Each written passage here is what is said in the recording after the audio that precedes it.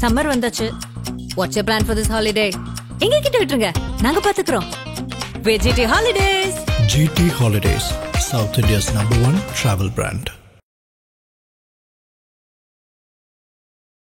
பாகிஸ்தான் திருப்பியும் இப்போ சீர்னாங்க அப்படின்னா பதில் தாக்குதல் நிச்சயமாக இருக்கும்னு ஒரு இண்டிகேஷனும் கொடுக்கப்பட்டது. So what next from here? நம்ம ஸ்பெசிஃபிக்காக பார்க்கணும்னா this is the first time that இந்தியாவோட தாக்குதல் பாகிஸ்தானோட மையப்பகுதியில் இருக்கிறது. பாகிஸ்தான் சொல்லிப்பாங்க, நான் 5 பிளேனை அடிச்சிட்டேன், 10 பிளேன் அடிச்சிட்டேன். அடித்ததுக்கான ப்ரூஃப் எங்கே? Where is a proof? நீங்கள் ஆண்மகன்களாக இருந்திருந்தால் எங்கள் ஆண்களை எங்கள் பெண்கள் முன்னால் தாக்கி இருக்க மாட்டீர்கள். நீங்கள் ஆண்மகன்களை அல்ல என்று அதை ஊர்ஜிதப்படுத்தும் விதமாக 2 பெண் அதிகாரிகளை வைத்து இந்த பிரீஃபிங்கை நடத்தினார்கள். Our men need not answer you. Our women force, our lady warriors are more than capable of answering you. இந்த பிரஸ் பிரீஃபிங்ல 2 அதிகாரிகளுமே லெஃப்ட் ரைட், அதுலயும் செலக்ட் பண்ண அதிகாரிங்க ஒருத்தர் ஹிந்து, ஒருத்தர் முஸ்லிம். ஹஃபீஸ் சயீத் ஆகட்டும், மௌலானா மசூத் அசர் ஆகட்டும், அவர்கள் உயிர் பிழைப்பதற்கு காரணங்கள், சாத்தியக்கூறுகள் அதிகம். ஏனென்றால் அவர்களை அந்த இடத்தில் அவர் வைக்க வேண்டிய தேவையில்லை என்று இந்த போர் மூலம் அபாயம் ஏற்பட்டதோ அன்றே பாகிஸ்தான் ராணுவம் அவர்களை பாகிஸ்தான் கண்டோன்மெண்ட்டுக்குள், சேஃப் ஹவுஸுக்குள் அவர்களை அப்புறப்படுத்தியிருப்பார்கள். The role of National Security Advisor Ajith Doval அவர்கள், உங்களுக்கு அவருடைய ரோல் இந்த ஆபரேஷன்ல எப்படி இருந்திருக்கும்னு நினைக்கிறேன்? உளவுத்துறையிலேயே அரசியல் சார்ந்த பிரச்சனைகளை அணுகும் உளவுத்துறை அதிகாரிகள் இருப்பார்கள். ஆட்சியை எப்படி தக்க வைத்துக் கொள்வது, ஆட்சியை எப்படி காப்பாற்றுவது, யாரை எப்படி கட்சியை உடைப்பது, இது மாதிரி. ஆனால் தோவல் என்றும் ஒரு நபர் அந்த பகுதிக்குள்ளேயே அவர் செல்லவில்லை. அவர் முழு நேரம் கோவர்ட் ஆபரேஷன் விங்ஸை எப்படி டெவலப் பண்ணோம். ஸோ அவரின் வேலையானதை நாம் குறைத்து மதிப்பிட முடியாது. நான் அணுகுண்டை உபயோகப்படுத்துவேன், ஆனால் அவனால் உபயோகப்படுத்தும் நிலையில் இல்லை. ஏனென்றால் பாகிஸ்தானுக்கு நல்லவே தெரியும், இதை உபயோகப்படுத்தினால் இந்தியா திரும்ப நம் மீது அணு ஆயுத தாக்குதல் நடத்தும்.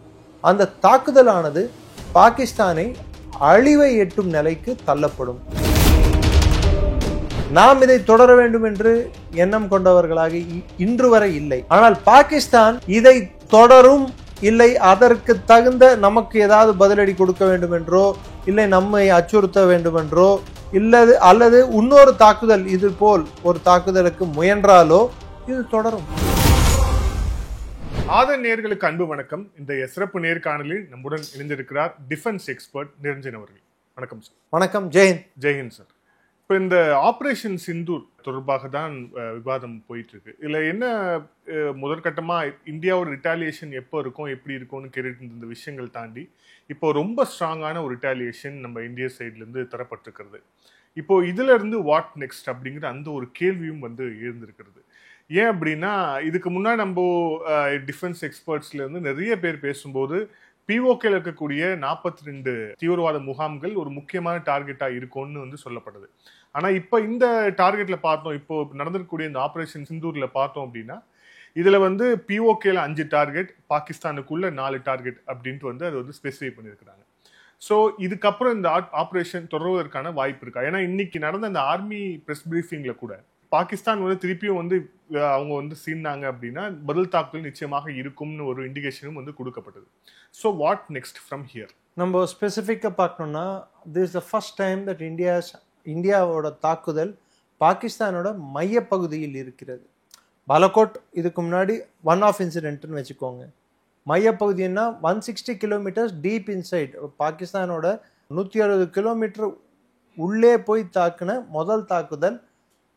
கிட்டத்தட்ட 65-71 போர்களுக்கு பின்னால் இதுதான் முதல் தாக்குதல் என்று நான் நினைக்கிறேன்.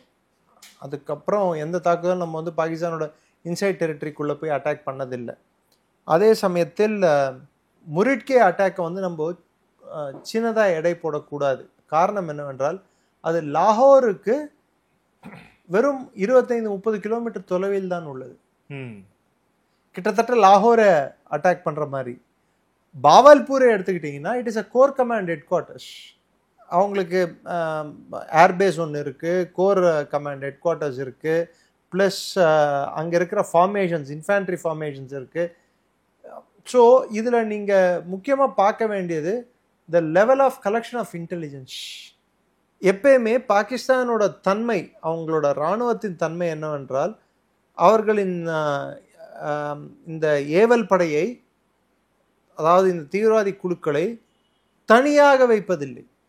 ஊருக்கு ஒதுக்குப்புறமாகவோ இல்லை தனியாகவோ, முடிந்தவரை இராணுவ ஒரு தளவாடங்களுக்கு அருகிலேயோ இல்லை ஒரு கண்டோன்மெண்ட்டுக்கு அருகிலேயோ அங்கே தான் அவர்களுக்கு இடம் கொடுப்பார்கள். ஸோ சப்போஸ் இந்தியா அதை நோக்கி ஏதாவது பண்ண வேண்டும் என்றாலும் உடனே இராணுவம் அவர்களுக்கு ஒத்துழைக்க வர வேண்டும் என்றோ, அல்லது அவர்களின் விமானப்படை அதற்கு இந்தியாவுக்கு எதிரான தாக்குதலில் ஈடுபட வேண்டும் என்றோ, இது ரெண்டும் இல்லை என்றாலும் அவர்களை தகர்த்தால் கூட, தகர்த்தது பாகிஸ்தான் இராணுவத்தின் மீது அட்டாக், அவர்களை தகர்த்தார்கள் என்று ஒரு வர்ணனையும் ஒரு பொய்யான ஒரு பிம்பத்தையும் கட்டி அமைக்க முடியும் அவர்களால். அப்படிதான் அவர்களின் நினைப்பு இருந்திருக்கிறது.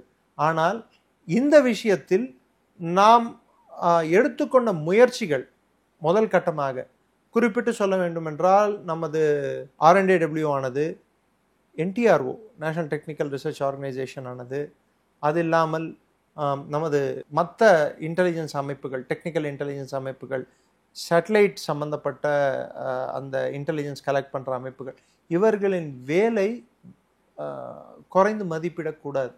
இதில் ஒரு சின்ன குறுக்கீடு என்னன்னா, இப்போ இந்த ஆப்ரேஷனில் ரொம்ப முக்கியமாக இந்த NTROடைய பங்களிப்பு பற்றி எல்லாருமே பேசுகிறாங்க. குறிப்பாக நிறைய காலம்ஸ் சம்மந்தமாக வந்துக்கிட்டு இருக்கு. குறிப்பாக ஏன்னா கிரவுண்ட் லெவலில் இன்டெலிஜென்ஸ் வந்து கேதர் பண்ணாலும் அதை தாண்டின விஷயங்களை வந்து NTROடைய பங்கு இருக்குது அப்படின்ட்டு. இந்த ஆப்ரேஷனில், குறிப்பாக இந்த ஆப்ரேஷன் சிந்தூரில் NTROடைய பங்களிப்பு எந்த இடத்துல இருந்திருக்குன்னு நினைக்கிறீங்க? To identify and distinguish between எது இராணுவ தளவானம், எது இராணுவ அமைப்பின் அவர்களின் இடம், எது தீவிரவாத அமைப்புகள், தீவிரவாதிகள் எங்கே இருக்கிறார்கள், அவர்கள் தங்கும் இடம் என்ன, அவர்கள் வசிக்கும் இடம் என்ன, அவர்கள் சேட்டலைட் இமேஜரி மூலம் அந்த இமேஜரியை புரிந்து கொண்டு அதை இன்டர்பிரட், அதாவது அதை பார்த்து அதிலிருந்து தெரிந்து கொண்ட விஷயங்களை புரியும் வண்ணம் இன்ஃபர்மேஷனாக மாற்றுவது, ஒரு புரிந்து கொள்ளும் விதமாக கருத்தாக மாற்ற வேண்டியது, ஒரு இன்புட்டாக மாற்ற வேண்டியது NTROவின் வேலை. அந்த வேலையை அவர்கள் கச்சிதமாக செய்துள்ளார்கள். ஸோ இது ஒரு சின்ன ஒரு வேலை என்று நாம் கருதக்கூடாது. ஏன்னா பாகிஸ்தானில் யார் தீவிரவாதி யார் இராணுவம் அந்த டிஸ்டிங்ஷன் கண்டுபிடிக்கிறதுக்கே ரொம்ப கஷ்டம். அப்படி இருந்தும் கிரவுண்ட் லெவல் இன்ஃபர்மேஷன், சாட்டின்ட், பல்வேறு இன்ஃபர்மேஷன் சோர்சஸை வந்து கொலேட் பண்ணி, அதை சேகரித்து, அதை ஒன்றாக்கி, அதிலிருந்து மைய கருத்தை புரிந்து கொண்டு, அதிலிருந்து அதை உள்வாங்கி, அதிலிருந்து இதுதான் நமக்கு தாக்க வேண்டிய முக்கியமான இடங்கள், தாக்குதலுக்கு இதை உட்படுத்தினால் போதும், இதை தாண்டி ஒரு டிகிரி எரர் இருந்தால் கூட இது இராணுவ தளவாடங்கள் சம்பந்தப்பட்ட இடம், இது இராணுவத்துக்கு சம்பந்தம், இது விமானப்படைக்கு சம்பந்தப்பட்ட இடம் அப்படின்னு அவங்களால பாகுபாடு பண்ணி துல்லியமாக இதுதான் இடம் என்ற அந்த வந்து கணிச்சு கொடுக்குறாங்க பார்த்தீங்களா. That is a specific role that every one cannot do. So இது வந்து ஒரு ஆர்கனைசேஷன், இராணுவம், விமானப்படை, கப்பல் படை, RNDW, ஒரு ஆர்கனைசேஷன் மாத்திரம் இல்லை, இது ஒரு கூட்டு முயற்சியாகத்தான் நாம் இதை எடுத்துக்கொள்ள வேண்டும். அவர்கள் துல்லியமாக கிரகித்ததின் பேரில் தான் நாம் யூஸ் செய்த குண்டுகளானது, ஸ்கேல்ப் மெசைல் ஆகட்டும், இல்லை ஹேமர் ஆகட்டும், இல்லை நாகாஸ்திரா, அதாவது அது வந்து அப்படியே ஆசிலேட் ஆகிட்டே இருக்கும், அதோட டார்கெட்டை சீக் பண்ணுற வரைக்கும். எப்படி பாம்பு வந்து ஆசிலேட் ஆகிட்டே இருக்குமோ அது மாதிரி அந்த டைப் நாகாஸ்திரா 1, 2ன்னு சொல்லிட்டு. இது இல்லாமல் ஹேமர் இருக்குது. ஹேமர் வந்து அது அப்படியே ஸ்பின் ஆகிட்டே போயிட்டு சைலண்டாக போய் டார்கெட்டில் விழும். ஒரு ஃபோட்டோ பார்த்தீங்களா, ஒரு பாம் வந்து அந்த பிரீஃபிங்லேயே போட்டு காமிச்சாங்க, அது வந்து ஹேமர். அதே வந்து ஸ்கேல் பண்ணுறது வந்து நம்மளோட ரஃபேலில் இருக்கக்கூடிய மெசைல், 500 கிலோமீட்டருக்கு அப்பால் இருந்து தாக்கக்கூடிய ஃபெசிலிட்டி கொண்டது. அது ஃபயர் அண்ட் ஃபர்கெட் மாதிரி, கிட்டத்தட்ட அது ஒரு குட்டி ட்ரோன் மாதிரி தான் இருக்கும். அது ஹை ஸ்பீடில் போயிட்டு டார்கெட்டை அடிவரை சென்று தாக்கக்கூடும், பங்கர் பஸ்டர் மாதிரி. ஓகே. ஸோ அவர்கள் வந்து பாதாளத்தில் ஒளிந்திருந்தால் கூட அவர்கள் தப்ப முடியாது. ஸோ அதுக்குன்ட்டு ஒரு ரேஞ்ச் இருக்கு. அந்த ரேஞ்சை டோட்டலாக அச்சீவ் பண்ணக்கூடிய அதோட மியூனிஷன் கெப்பாசிட்டி ஆகட்டும், அதோட ஸ்பீடு எல்லாமே வந்து மிக அதிகம். அதை கண்டுபிடிப்பதும் ரேடார்களுக்கு அது புலப்படுவதும் ரொம்ப கடினம். ஸோ இதில் நாம் புரிந்து கொள்ள வேண்டியது பாகிஸ்தானின் சிஸ்டம்கள் எப்படி இருக்கின்றன, அவர்களின் அரண்கள் எப்படி இருக்கின்றன, பாதுகாப்பு அரண்கள், அதை நாம் துல்லியமாக கணித்துள்ளோம். அதை கணிக்காவிட்டால் எதை உபயோகப்படுத்த வேண்டும், எதை உபயோகப்படுத்த கூடாது என்பது நம்மளுக்கு புரிந்திருக்காது. கரெக்டா நான் சொல்றது? அது புரிந்த பட்சத்தில் தான் இதையெல்லாம் நாம் உபயோகித்துள்ளோம். அதனால்தான் நமக்கு பாகிஸ்தான் சொல்லிப்பாங்க, நான் 5 பிளேனை அடிச்சிட்டேன், 10 பிளேன் அடிச்சிட்டேன். அடித்ததுக்கான ப்ரூஃப் எங்கே? Where is a proof? Proof of the putting is in the eating அப்படின்வாங்க ஆங்கிலத்தில். ஒரு பிளேனாவது அட்லீஸ்ட் அந்த உடைந்த துண்டாவது துகளாவது ஏதாவது ஒன்று கண்ணு காட்டுங்க சாமி. பொய்யிலே பிறந்து பொய்யிலே வளர்ந்து கடைசியில் பொய்யிலேயே வாழ்ந்து கொண்டிருக்கும் நாடு என்று நான் ஒவ்வொரு இன்டர்வியூலையும் பல சேனலுக்கு சொல்றதுக்கு காரணம் அதுதான். அவங்க மக்களை ஏமாத்துறது மாத்திரம் இல்லாம அவர்களே ஏமாத்தி கொண்டு வாழ்ந்து கொண்டிருக்கிறார்கள் பாகிஸ்தானியர்கள். ஸோ இதுல இருந்து நம்ம கத்துக்க வேண்டியது பாகிஸ்தானோட டெக்னிக்கல் கேப்பபிலிட்டி என்ன, அதுவும் நமக்கு வெட்ட வெளிச்சமாக தெரிகின்றது. இதுல இப்போ இனிஷியலா வந்த இப்போ அப்டேட்ஸ் படி பார்த்தோம் அப்படின்னா, இப்போ என்ன இன்னும் கூட நமக்கு ரொம்ப டீட்டெயில்டா ஆர்மியோடைய பிரீஃபிங்ல நிறைய விஷயங்கள் சொல்லப்பட்டது. ஆனா இனிஷியலா வந்தது வந்து ஒரு ட்ரோன் ஸ்ட்ரைக்கா, ஒரு ஏர் ஸ்ட்ரைக், ட்ரோன் ஸ்ட்ரைக்கும் நடத்திருக்கிறாங்க, ஏர் ஸ்ட்ரைக்கும் நடத்திருக்கிறாங்கன்னு சொல்லி பல்வேறு தகவல்கள் வந்துச்சு. ஸோ இதுல வந்து இப்போ பிஓகேல நம்ம ஸ்ட்ரைக் பண்ணதுக்கும் பாகிஸ்தான்ல 4 லொகேஷன்ல ஸ்ட்ரைக் பண்ணதுக்குமான வித்தியாசம் ஏதேனும் இருக்கா?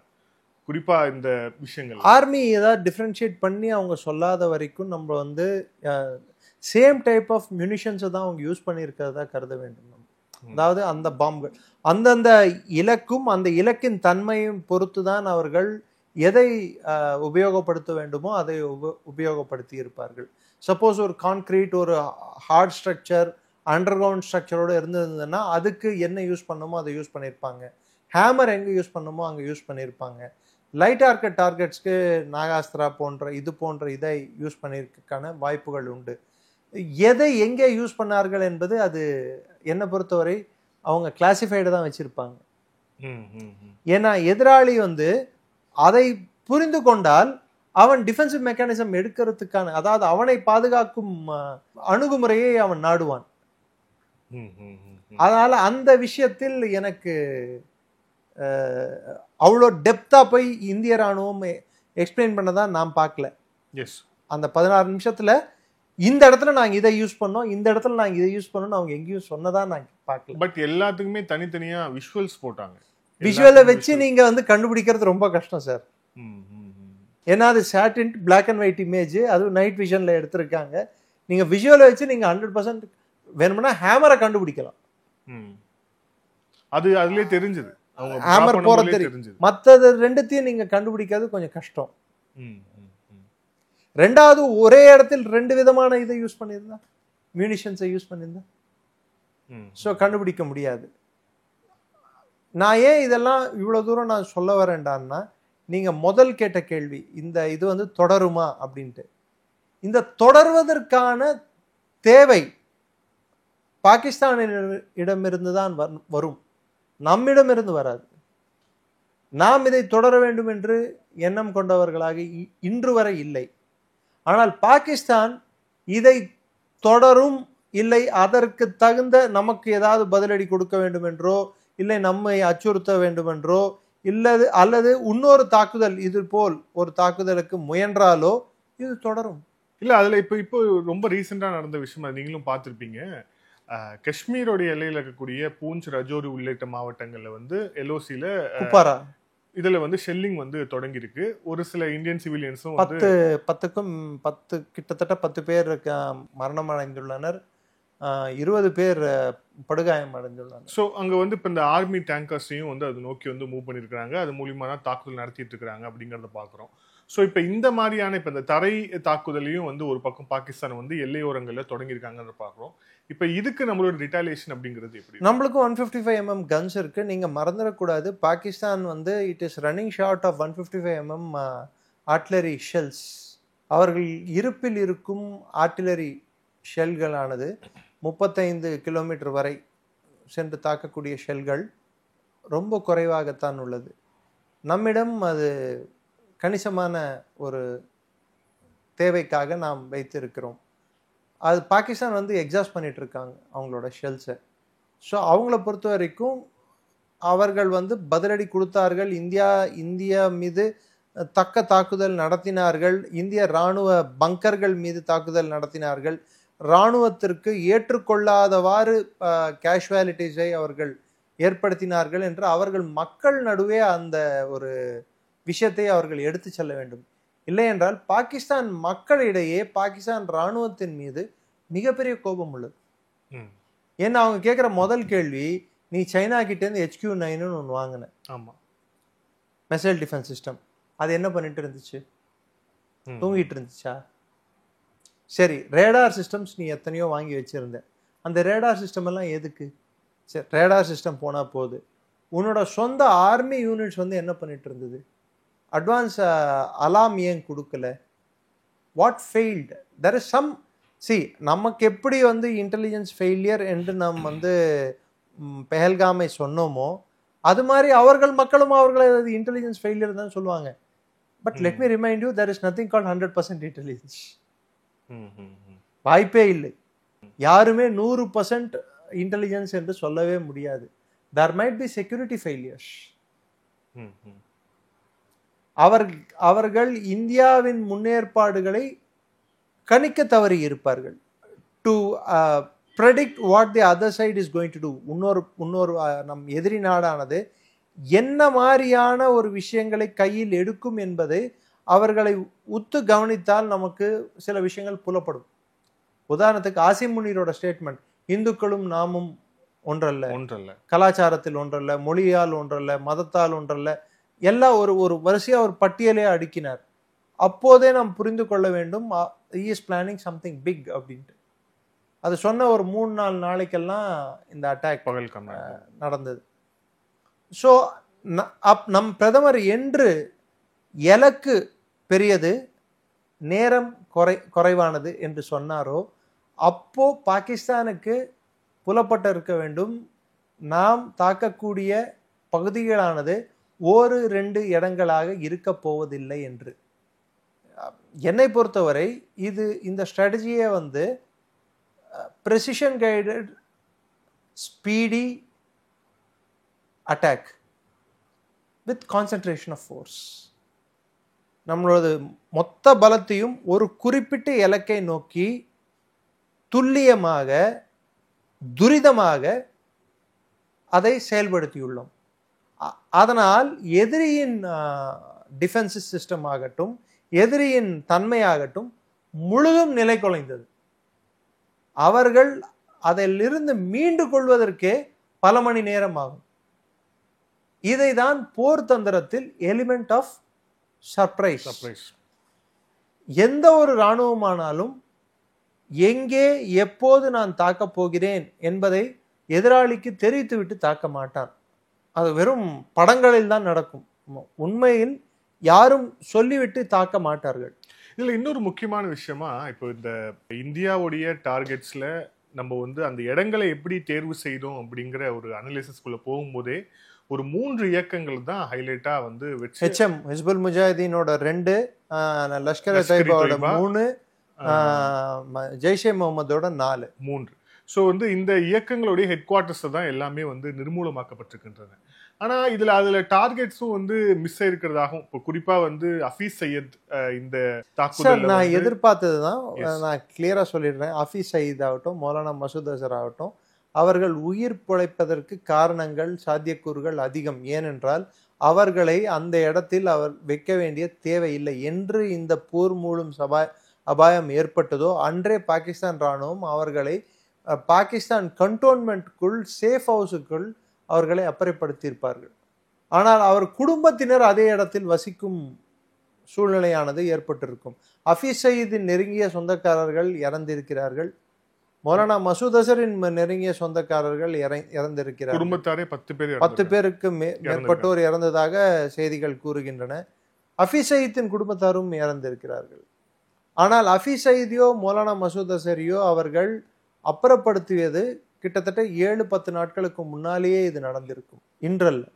ஏனென்றால் இந்தியா இதற்கு என்று தண்ணியை நாம் மூடினோமோ, என்று ரத்தமும் தண்ணீரும் ஒன்றாக ஓடாது என்று பிரதமர் அறிவித்தாரோ, என்று இதற்கான தக்க பதில் நாங்கள் தருவோம், எங்கிருந்தாலும் இவர்களை தேடி நாங்கள் என்ன நடவடிக்கை எடுக்க வேண்டுமோ அதை எடுப்போம் என்று உள்துறை மந்திரி அறிவித்தாரோ, அன்றே பாகிஸ்தான் ஆர்மிக்கு அது புரிந்துவிட்டது யார் இலக்காக இருக்க போகிறார்கள் என்று. ஆனால் பாகிஸ்தான் ஆர்மிக்கு புரியாமல் இருந்தது என்னவென்றால், இந்த தாக்குதலானது எந்த விதத்தில் நடைபெற போகிறது என்று. That was an element of surprise. இப்ப இந்த தாக்குதலுக்கு அப்புறம் ஒரு சில பேர் சொல்றது என்னன்னா, இந்த தாக்குதலுக்கு அப்புறம் இந்தியாவுடைய முகமே மாறி இருக்கிறது. ஏன்னா நம்மளுடைய இதுக்கு முன்னாடி இருந்த நம்ம வந்து அக்ரஸர் கிடையாது, அதே மாதிரி வந்து நம்மளுடைய தாக்குதல் பாணி அப்படிங்கிறதும் நம்மளுடைய எதிர்வினைங்கிறதுக்கான விஷயங்கள் எல்லாமே வேற வேற இருந்தது. ஆனா இப்பையில இருந்து ஒரு நியூ ஷிஃப்ட் நம்ம வந்து பண்ணியிருக்கிறோம், இதுக்கப்புறம் வந்து ஒரு நியூ இந்தியா அப்படிங்கிற மாதிரி சொல்றாங்க. இப்போ அதுல இருக்கக்கூடிய பேசிஸ் என்ன? Simple logic sir. குறிப்பிட்டு மும்பை அட்டாக், அது 93 ஆகட்டும், இன்னும் சொல்லப்போனால் அதுக்கப்புறம் நடந்த கந்தஹார் ஐஜாக் ஆகட்டும், அதுக்கப்புறம் பார்லிமெண்ட் அட்டாக், 2008 நடந்த தாஜ் அட்டாக், இந்த எல்லா அட்டாக்லேயும் ஒரு காமன் த்ரெட், நமது ஆதங்கத்தை தெரிவித்தோம், கோபத்தை வெளிக்காட்டினோம். சில நேரங்களில் நம் இராணுவத்தையும் எல்லை பகுதி வரை உச்சக்கட்ட யுத்தம் தொடங்கலாம் என்ற ஒரு உச்சக்கட்ட நிலை வரை அடைந்தோம். அந்த த்ரெஷோல்டை கிராஸ் பண்ணோமா? அந்த எதிரியை அடிப்போம், எதிரியை தகர்ப்போம், எதிரி மீது தாக்குதலில் ஈடுபட்டுள்ளோம் என்ற அந்த ஒரு இலக்கை நாம் எட்டினோமா என்றால் இல்லை.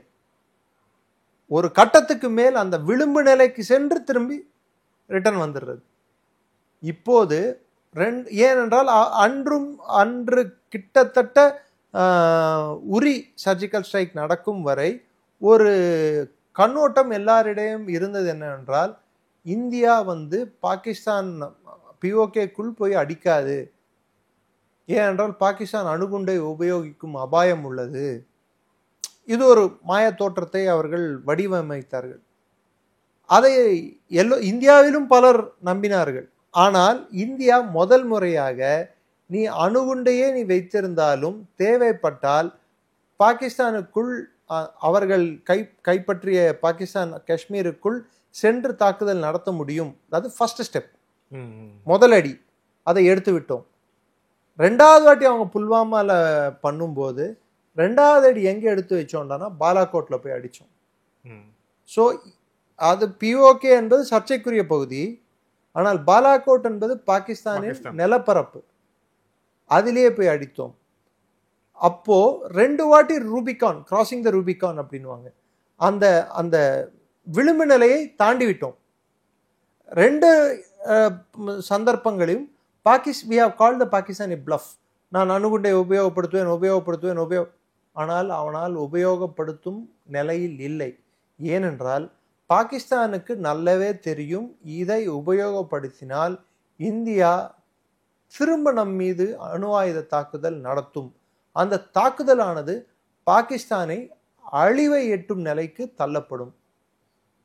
ஸோ அவர்கள் அதை நல்லாவே புரிந்து கொண்டிருப்பார்கள். அதனால்தான் அவர்கள் ஓகே, இதுவரைக்கும் இந்த காஸ்ட் வரைக்கும் இதுவரைக்கும் நாங்கள் செய்ததுக்கு இதுவரைக்கும் நாங்கள் வந்து ஏற்றுக்கொள்கிறோம், விளைவுகளை நாங்கள் ஏற்றுக்கொள்கிறோம் என்று அந்த விளைவுகளை பாகிஸ்தான் நேர்முகமாக ஏற்றுக்கொள்ளாவிட்டாலும் மறைமுகமாக ஏற்றுக்கொண்டார்கள். அது உலக நாடுகளின் பிரஷர், உலக நாடுகள் நிர்பந்தமும் அதில் ஒரு முக்கியமான பங்காற்றியது.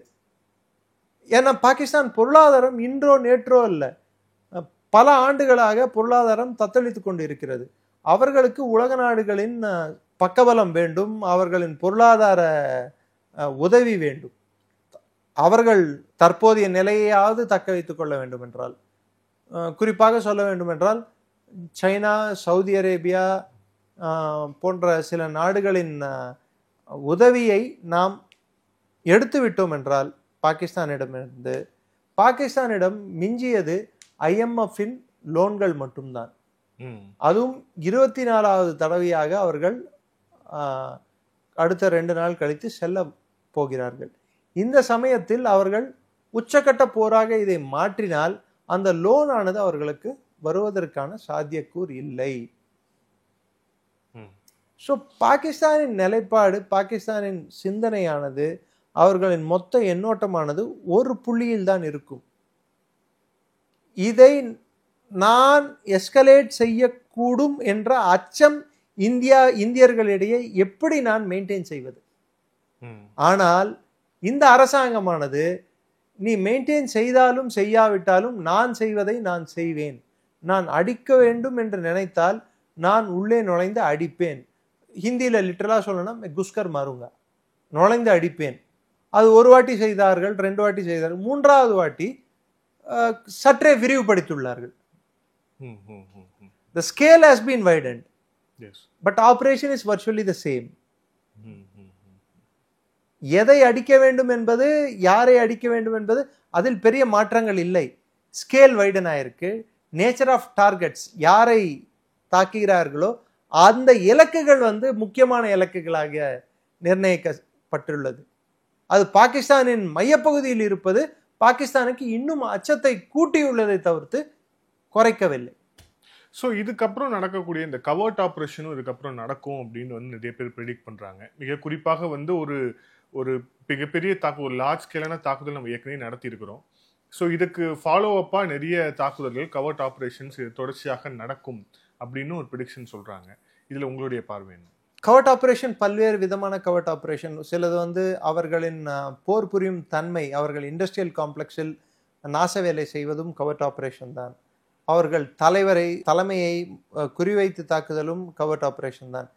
தீவிரவாத தலைமையை குறிவைத்து தாக்குவதும் கவர்ட் ஆப்ரேஷன் தான். பாகிஸ்தான் இராணுவத்தை அந்த நாட்டுக்குள்ளேயே உள்நாட்டு கலவரங்களை அவர்களை ஈடுபடுத்தி வைத்து அவர்கள் இந்தியா மீது போர் தொடுக்காத வண்ணம் அவர்கள் உயிர் சேதத்தை அதிகரிப்பதும் ஒரு கவர்ட் ஆப்ரேஷன் தான். நான் குறிப்பிட்டு எது என்று சொல்லவில்லை, உங்களுக்கு புரிந்திருக்கும் என்று நினைக்கிறேன். எஸ் எஸ் எஸ் ஏன்னா ஏன் இப்படி சொல்றேன்னா, இந்த பஹல்காம் தாக்குதலுக்கு மூளையாக இருந்தது பாகிஸ்தானுடைய ராணுவ தளபதி அசிம் முனீர். ஸோ அசிம் முனீர் இப்போ வரைக்கும் வெளியே வரல. இப்போ நம்ம பார்க்குறோம், இப்போ இந்த தாக்குதலில் இறந்து போனவர்களுடைய அந்த ஃபியூனரல்ல கூட ISI அதிகாரிகள் இருக்கிறாங்க. அப்புறம் பாகிஸ்தானுடைய ராணுவ அதிகாரிகள் நேரடியாக போய் இருக்கிறாங்க. ஆனா அசிம் முனீர் எந்த இடத்துலயுமே வரல. அசிம் முனீருக்கு வெவ்வேறு பிரச்சனைகள் உள்ளது. குறிப்பிட்ட பிரச்சனை, அவரிடையே உள்ள கோர் கமாண்டர்களுக்கும் அவருக்கும் ஒரு நெருடல் உள்ளது. ஒரு சுமூகமான உறவு இல்லை. ஏற்கனவே அவருடைய குடும்பம் எல்லாமே நியூ ஜெர்சிக்கு பறந்தாச்சு. அது வேற விஷயம் சார். கோர் கமாண்டர்ஸும் அவருக்குமே ஒரு சுமூகமான உறவில்லை. இன்னொரு பக்கம் ஏர் சீஃப் மார்ஷல், பாகிஸ்தானோட விமானப்படை தளபதிக்கும் ஆசிம் முனீருக்கும் கருத்து வேறுபாடுகள் ஏற்பட்டுள்ளன. கப்பல் படை தளபதிக்கும் ஆசிம் முனீருக்கும் கருத்து வேறுபாடுகள் ஏற்பட்டுள்ளன. ஏனென்றால் இவர்களின் பேச்சையோ இல்லை இவர்களின் கருத்தையோ அவர் மனதில் கொள்ளவில்லை, அவர்களிடம் கருத்தும் கேட்கவில்லை. இது மாதிரி ஒரு சம்பவத்தை, அதாவது பெல்காம் போன்ற ஒரு சம்பவத்தை நடத்துவதற்கு முன் இவர்களிடம் அவர் கலந்து ஆலோசித்திருக்க வேண்டும். முஷ்ரஃப் அன்று கார்கில் போருக்கு முன்னாடி என்ன மாதிரி தவறுகள் செய்தாரோ கிட்டத்தட்ட அதே தவறுகள் தான் ஆசிம் முனீரும் செய்துள்ளார் இந்த தடவை. Pakistani generals are called audacious generals. அவர்கள் அவர்கள் வைத்திருக்கும் இலக்கை பார்த்தீர்கள் என்றால் அடேங்கப்பா அப்படின்னு சொல்ற மாதிரி இருக்கும். ஆனா அடையும் இலக்கை பார்த்தீங்கன்னா இவ்வளவுதானான்னு சொல்ற மாதிரி இருக்கும். அந்த ஆம்பிஷியஸ்னஸ் இருக்கு பாருங்க. உலகமே என் காலடியில் என்ற எண்ணோட்டத்துடன் வாழ்பவர்கள். ஆனால் கடைசியில ஒரு ரப்பர் பாலை கூட அவங்க காலடியில் வச்சுக்க முடியாது. அதனால தான் பாகிஸ்தானி ஜெனரல்ஸை ஜென்ரலாக கிண்டல் பண்ணும்போது டாக்டிக்கல் பிளானிங்கில் பாகிஸ்தானி ஜெனரல்ஸை மிஞ்சறதுக்கு யாரும் இருக்க முடியாது. என்னால் இந்த தாக்குதல் பண்ண முடியும், அதை எப்படி நிறைவேற்றுறது, இன்னிய தேதிக்கு இது எப்படி பண்ணணுன்றதுல பர்ஃபெக்டாக இருக்கும் அவங்க பிளான். ஆனால் இது நடந்தால் இதன் விளைவு என்ன இருக்கும், அந்த விளைவுகளை எப்படி சமாளிப்பது, அந்த விளைவுகளால் எனக்கு என்ன பிரச்சனை, இராணுவத்துக்கு என்ன பிரச்சனை, நாட்டுக்கு என்ன பிரச்சனை வரும், இதை நாம் எப்படி அணுகுவது என்று அவர்கள் யோசிக்க சொன்னால் அது தெரியாது. அது தெரியாது. அதுதான் இங்கிலீஷில் நம்ம சொல்றது டாக்டிக்கலி பிரில்லியன்ட், ஸ்ட்ராட்டஜிக்கலி ஃபுலிஷ். தொலைநோக்கு பார்வையற்ற இந்த பாகிஸ்தானி ஜெனரல்களால் அவர்களோட மொத்த எண்ணோட்டம் எப்படி இருக்கும் என்றால், என் பதவி காலத்தில் எப்படி நான் நீட்டித்துக் கொள்வது, எப்படி என் பதவியை தக்க வைத்துக் கொள்வது. அதே சமயத்தில் இவர்கள் பதவியை தக்க வைத்துக் கொள்வதால் வரக்கூடிய பிரச்சனை என்ன, அடுத்து லைன் ப்ரொமோஷன் லிஸ்டில் இருக்கும் தளபதியானவர் அவருக்கு அந்த ப்ரொமோஷன் போய்விடும் அல்லவா. ஸோ அப்போது இராணுவத்துக்குள்ளேயே பிரிவுகள் ஏற்படும், கிளைகள் ஏற்படும், உரசல்கள் ஏற்படும்.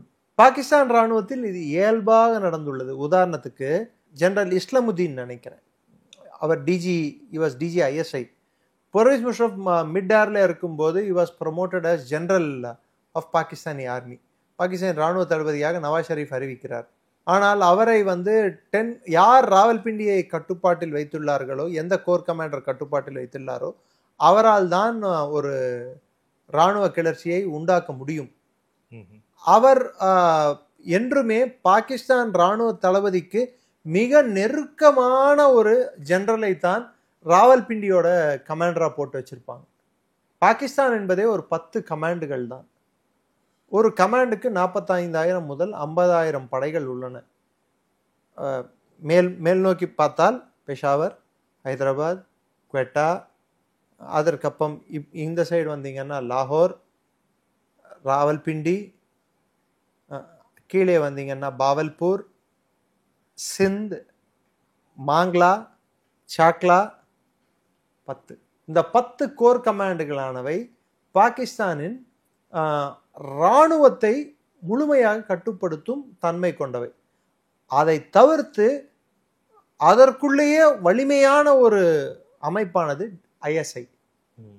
இந்த ISI அமைப்பானது இராணுவத்தில் இருக்கும் தளபதிகளை கூட மாற்ற வேண்டும் என்றால் மாற்றக்கூடிய சர்வ வல்லமை படைத்த அமைப்பது. ஏனால் ஆட்சி மாற்றங்களை எடுத்து கொண்டுள்ளது ISI என்பது. இதை தவிர்த்து பிரின்சிபல் ஸ்டாஃப் ஆஃபீஸர்ஸ் என்று சொல்லக்கூடிய சீஃப் ஆஃப் ஜெனரல் ஸ்டாஃப் முக்கியமான position, DGMO director general of military operations, DGMI director general of military intelligence, அதை தவிர்த்து DGISI, இவர்கள்தான் இராணுவ தளபதிக்கு பக்கபலமாக நிற்பவர்கள். ஆனால் தற்போதைய இராணுவ தளபதிக்கும் இந்த அமைப்பில் இருக்கும் பல பேருக்கும் பிரச்சனைகள் மூண்டுள்ளன. முக்கியமான காரணம், இந்த இராணுவ தளபதியானவர் ரெகுலர் மோடில் ஆர்மியில் செலக்ட் செய்யப்பட்டு உயரிய பதவியை வகிக்கும் நபர் அல்ல. அவர் ஒரு ஷார்ட் சர்வீஸ், இங்கே ஷார்ட் சர்வீஸ் கமிஷன் ஆஃபீஸர்ஸ்ன்னு சொல்கிறோம் பார்த்தீங்களா, ஆஃபீஸர்ஸ் ட்ரைனிங் ஸ்கூல் மூலம், ட்ரைனிங் அகாடமி மூலம் வந்தவர் அவர், மாங்லா ட்ரைனிங் ஸ்கூல் மூலம். ஆனால் பாகிஸ்தான் இராணுவ தளபதிகள் அதிகமானோர் காக்குல் அகாடமியில் இருந்து தான் வருவார்கள். நமக்கு எப்படி டெஹ்ராடூனோ அவங்களுக்கு காக்குல். ஸோ அதனால் அந்த உரசலானது தமிழ்நாட்டில் இந்த IASல டிஃபரன்ஸ் இருக்கு பார்த்தீங்களா, நீங்களே பார்த்துருப்பீங்க. Conferred IAS versus regular IAS, conferred IPS versus regular IPS. North சவுத்லாம் கூட இருக்கு. நார்த் சவுத்து, சில பேர் ஐயான்னு கூப்பிடணும், அதே சில பேரை சேருன்னு கூப்பிடணும். இந்த டிஃபரன்ஸ் இருக்கு. இந்த டிஃபரன்ஸ் ஆர்மியிலும் உண்டு. பாகிஸ்தான் ஆர்மியில் இது மிக அதிகமாக உண்டு. அதுவும் ஆசிம் முனீர் காலத்தில் இன்னொரு மிகப்பெரிய பிரச்சனை இராணுவத்தில் வெடித்துள்ளது. என்னவென்றால், எல்லா கோர் கமாண்டர்களும் கிட்டத்தட்ட எல்லாருமே பஞ்சாபிகள். கைபர் பக்துன்வாவில் இருந்து எந்த ஒரு ஜெனரலையும் கோர் கமாண்டர் ஆக்கவில்லை, சிந்தில் இருந்து ஆக்கவில்லை, பலூச்சிஸ்தானில் இருந்து ஆக்கவில்லை. பலூச்சிஸ்தான்ல ஆக்க மாட்டாங்க, இல்ல இருந்திருக்காங்க. பட் இப்போ அந்த மாதிரி ஆக்கக்கூடிய சூழ்நிலை இல்லாட்டியும் இருந்திருக்காங்க. அங்க பலூச் ரெஜிமெண்ட் இருக்கு. ஏன்னா பலூச்சிஸ்தான்ல மொத்தமே கீழிருக்கும் பலூச்சிஸ்தான் தான் பிரிவினைக்கு அதிகபட்சம் ஆதரவு. எண்ணம் கொண்ட ஒரு பகுதியாக இருக்கிறது. மேலே இருக்கும் பலூச்சிஸ்தான் வந்து அது கான்சாலிடேட்டடா பாகிஸ்தான் பக்கம் நிற்கும் ஒரு சூழ்நிலை இருக்கிறது. பட் அந்த பிரிவினை என்பது மெதுவாக முழு பலூச்சிஸ்தானிலும் பரவி கொண்டு இருக்கிறது.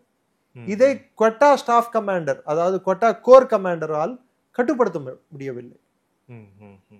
ஸோ பாகிஸ்தானோட இராணுவ பலத்திலும் ஒரு நிறைய குறைபாடுகள் உள்ளன. எஸ் சார், இந்த நேர்காணல இறுதியான கேள்வி. இப்போ நம்ம வந்து இப்போ நிறைய மிலிட்ரி சோர்சஸை வச்சு நிறைய காலம்ஸ் வந்துட்டு இருக்கு. இதில் ரொம்ப முக்கியமான காலம் தி பிரிண்ட்ல கூட அது வந்து எழுதியிருக்கிறாங்க. The role of national security advisor Ajit Doval அவர்கள். ஏன்னா வந்து இப்போ பாகிஸ்தானில் அவருக்கு இருக்கக்கூடிய எக்ஸ்பர்டைஸ், அதுக்கப்புறம் வந்து இப்போ இந்த இன்டெலிஜென்ஸ் இந்த இன்புட்ஸ் எல்லாத்தையுமே வந்து அதை சேகரித்து அதை வந்து ஸ்ட்ரக்சரைஸ் பண்ணி ஸோ இந்த ஆப்ரேஷனுக்கும் அவர் மிக முக்கியமான ஒரு கருவியாக இருந்திருக்கிறார். அவர் தான் பிஎம்க்கும் பிரீஃப் பண்ணியிருக்கிறார் உள்ளிட்ட பல்வேறு விஷயங்கள் சொல்லப்படுது. உங்களுக்கு அவருடைய ரோல் இந்த ஆப்ரேஷனில் எப்படி இருந்திருக்கும்னு நினைக்கிறீங்க?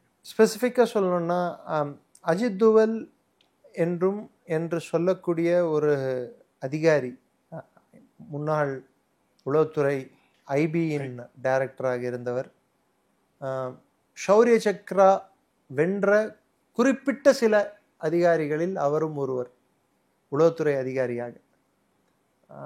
அது இல்லாமல் காலிஸ்தான் பிரச்சனையை கையாண்டவர், பாகிஸ்தானுக்குள்ளேயே பல ஆண்டுகள் அண்டர் கவர் ஆப்ரேட்டிவாக செயல்பட்டவர். ப்ளஸ் அவருக்கு இருக்கும் எக்ஸ்பர்டைஸ் தவிர்த்து நீங்கள் ஒரு விஷயத்தை பார்க்க வேண்டும், is not a political intelligence specialist. உளவுத்துறையிலேயே அரசியல் சார்ந்த பிரச்சனைகளை அணுகும் உளவுத்துறை அதிகாரிகள் இருப்பார்கள். ஆட்சியை எப்படி தக்க வைத்துக் கொள்வது, ஆட்சியை எப்படி காப்பாற்றுவது, யாரை எப்படி கட்சியை உடைப்பது, இது மாதிரி. ஆனால் தோவல் என்றும் ஒரு நபர் அந்த பகுதிக்குள்ளேயே அவர் செல்லவில்லை. அவர் முழு நேரம் கோவர்ட் ஆப்ரேஷன் விங்ஸை எப்படி டெவலப் பண்ணோம். 97 குஜரால் வந்து இந்தியாவோட அசட்ஸ், டீப் அசட்ஸை வந்து முழுமையாக பாகிஸ்தான் கையில் ஒப்படைத்த பின் அவர்களை கொன்று குவித்தார்கள். அதன் பின்னால் மெதுவாக inch by inch, step by step, bit by bit அதை அவர் மறுபடியும் நிறுவினார். அதன் பலன்கள் நாம் மெதுவாக ஈட்டுக்கொண்டு இருக்கிறோம்.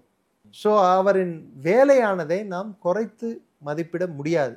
குறிப்பிட்ட இந்த தாக்குதலில் அஜித் தோவல் ஆனவர், அவர் கீழே இருக்கும் மற்ற பாதுகாப்பு ஆலோசகர்களின் குழுக்கள் அவர்கள் செய்த வேலை என்பது ஒரு முக்கியமான வேலையாக இருக்கிறது. ஏனென்றால் நேஷனல் செக்யூரிட்டி அட்வைசரி போர்டை ரீஸ்ட்ரக்சர் செய்தது முதல் கொண்டு டிப்யூட்டி என்எஸ்ஏக்களை செலக்ட் செய்த அவர்களை இவர்கள் யாரை இந்த டெக்னிக்கல் போஸ்டில் போட வேண்டும், யாரை இந்த ஆப்ரேஷனல் போஸ்டில் போட வேண்டும், அதை முதல் கொண்டு ரா சீஃப், ஐபி சீஃப், ப்ளஸ் யாரை எந்த பொசிஷனில் வைக்க வேண்டும் என்று இதுக்கு முழு மூளையாக செயல்பட்டது அஜித் தோவல்.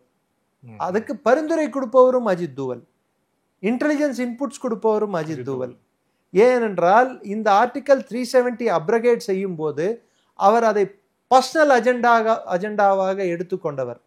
இன்று அவர் கண் முன்னால் இந்த மாதிரி ஒரு தாக்குதல் நடப்பது, அவர் எடுத்துக்கொண்ட முயற்சி எங்கே பலனளிக்காமல் போய்விடுகிறதோ என்ற ஒரு அச்சம் அவருக்குள்ளே இருக்கிறது. அதன் பிரதிபலிப்பு தான் இன்று அவர் 2 முறை 3 முறை நள்ளிரவில் கூட பிரதமரை சந்திப்பது, இதெல்லாம் அவர் செய்வது. The level of dedication shown by the intelligence agencies, specifically by NSA, by other deputy NSAs and by armed forces should not be underestimated. And let's not finally, ஒரே ஒரு வார்த்தை, இந்தியா பாகிஸ்தானுக்கு பதில் கொடுத்த விதத்தை நாம் குறைந்து மதிப்பிடக்கூடாது. It has lot of it is psychological warfare that நம்ம அவங்க மேலே பண்ணியிருக்கோம். இது ஒரு விதமான ஒரு போர், சொல்லாமல் சொல்வது போல் விஷயங்களை. நீங்கள் ஆண்மகன்களாக இருந்திருந்தால் எங்கள் ஆண்களை எங்கள் பெண்கள் முன்னால் தாக்கி இருக்க மாட்டீர்கள். நீங்கள் ஆண்மகன்களை அல்ல என்று அதை ஊர்ஜிதப்படுத்தும் விதமாக 2 பெண் அதிகாரிகளை வைத்து இந்த பிரீஃபிங்கை நடத்தினார்கள். இது பாகிஸ்தானுக்கு ஒரு பெரிய ஒரு களங்கம் தான். Our men need not answer you. Our women force, our lady warriors are more than capable of answering you. அந்த நாரி சக்தின்னு சொல்லிட்டு பிரதமர் அப்பப்போ சொல்லுவார் பார்த்தீங்களா, that was in full display இன்னைக்கு. இந்த பிரஸ் பிரீஃபிங்ல 2 அதிகாரிகளுமே லெஃப்ட் ரைட், அதுலயும் செலக்ட் பண்ண அதிகாரிங்க ஒருத்தர் ஹிந்து ஒருத்தர் முஸ்லிம். என்னைக்காவது ஒரு ஃபாரின் செக்ரட்டரியோட colonel and wing commander level officer வந்து உட்கார வச்சு பார்த்துருக்கீங்களா? இல்ல, நடக்கவே நடக்காது. இது அதை பண்ணியிருக்காங்கன்னா இது ஸ்பெசிஃபிக்கா பாகிஸ்தான் ஆர்மியோட அந்த பொசிஷன். அவங்களுக்கு யார் பேசுறா? ஒரு மேஜர் ஜெனரல் ரேங்க் ஆஃபீஸர், ஒரு ஜெனரல் ரேங்க் ஆஃபீஸர். நம்மளுக்கு வந்து நீ எங்க கர்னலுக்கு ஈக்குவல், அவ்வளவுதான் உன்னோட பதவி, உனக்கு பதில் சொல்றதுக்கு இவங்க போதும். So it is snubbing your enemy. நீ எனக்கு ஈக்குவல் இல்லை, நீ தரந்தாழ்ந்தவன், இராணுவ உடை அதை அந்த உடுப்பை போடும் தகுதியற்றவன். ஸோ உனக்கு பதில் யார் சொல்ல வேண்டுமோ அவர்கள் சொன்னால் போதும், நீ ஜெனரல் என்று போட்டுக்கொள்ளும் தகுதியற்றவன் அப்படின்னு சொல்லிட்டு சொல்லாம சொல்றதுதான் இது மாதிரி பண்றதெல்லாம். நன்றி சார். பல்வேறு கேள்வி பதில் வச்சுங்க. Thank you sir. Thank you so much. ஜெய்ஹிந்த். நன்றி. ஜெய்ஹிந்த்.